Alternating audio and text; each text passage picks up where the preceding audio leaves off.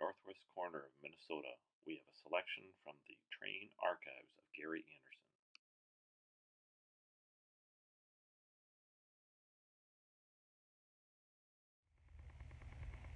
Today we will talk about the Consoli Family Train Company, made up of Tony the father, Dottie the mother, and Antonio and John the sons.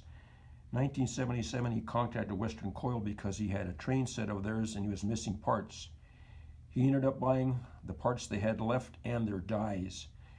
In 1984 he started selling the trains. He made the center section himself and he advertised it as a 50th anniversary special. And it was a Zephyr. In 1987, he started making the Flying Yankee besides the Zephyr. So he is selling the two of them.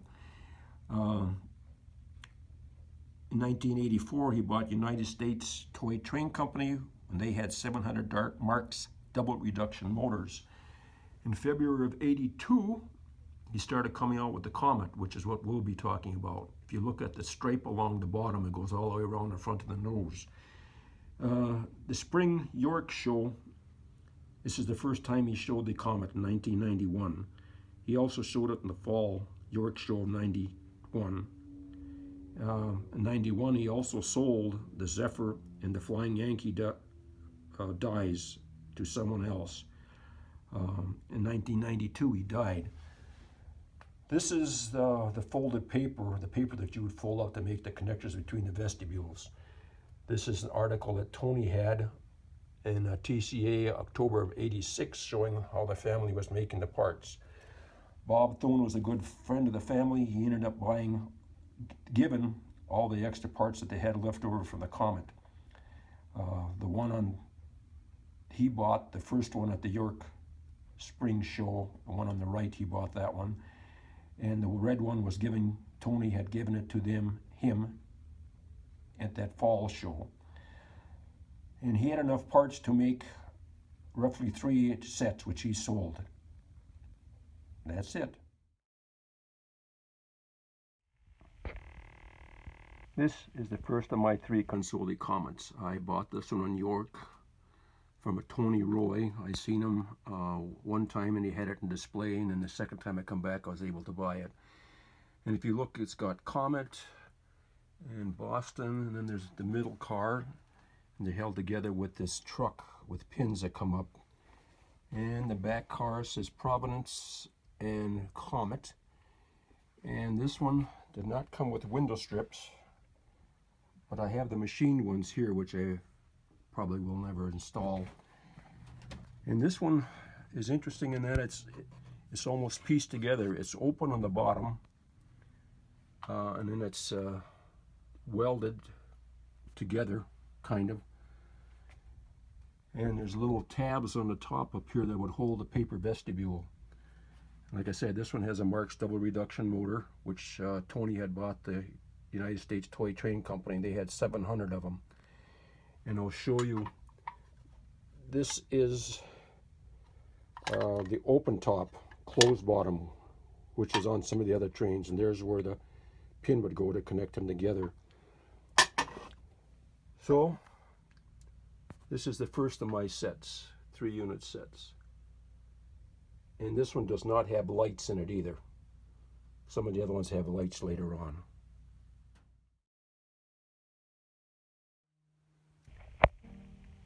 Before we start on my second one, I thought I would show you what an open bottom looked like. That's the Marx double reduction motor, and you can see it's welded. That's the mount for the truck. If you look inside, it looks like it's welded there too. And this is an open bottom. This is what it would look like. This is a closed bottom, and it's got screws that hold the removable top on, and there's a Consoli motor. Nylon gears, and be a motor on both ends. And the one I got off of eBay has a short stripe, same names, and the one I bought it from on eBay had taken the motors out because they were so poor, and he put in lino motors. But I found some replacements online. So, and these roofs are removable, and there you can see the wire that would hook together the lights. This one is lighted. And instead of having solid window strips, it has a strip of plastic on the inside. And there's nothing. The windows have plastic on them too. So that's the second one. I got that one from eBay. That's a 3-unit. This is the third and the last of the Comets that I have. I bought this one off eBay, and the Trains was selling them on eBay. They had no idea what they had. This is a 4-unit, and you can tell that this is original. Most of them we've seen have been 3, but this one, the lighting connectors would only work with 4 units, not with 3 the way that it's hooked up. Got the long stripe, and you can see the nylon gears as we showed you yesterday, and the roof is removable. And this is an original folded vestibule folded by one of Tony's sons, Anthony. And here's the open one, and this one has big flat washers, which you maybe can't see underneath for additional support. And talking to Bob Thone, we figured that there's probably no more than 25 of these made, and Bob has 2 and I have 3. He had sold 2 because they were only sold in York, at York. That's when Tony died.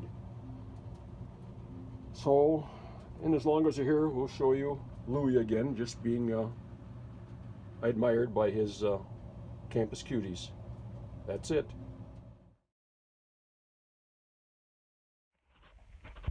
The last Consoli train item we will look at is his Zim track cleaning car.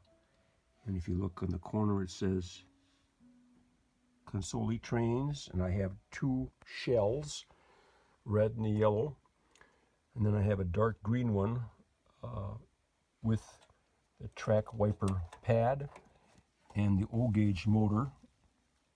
And this was also made in standard gauge, and you can see that it's welded.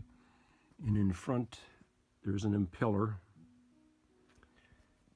And I don't think he made many of these. And then it says Zim, and this is what Bob Thone was asking for him. And then I end up with a bunch of extra parts. There's the wiper, wheels, extra motor hanger, a truck for something. And here is Consoli Family Train Company, and I'm not sure what this was used for, but it's got the motor he used, and then the circuit board.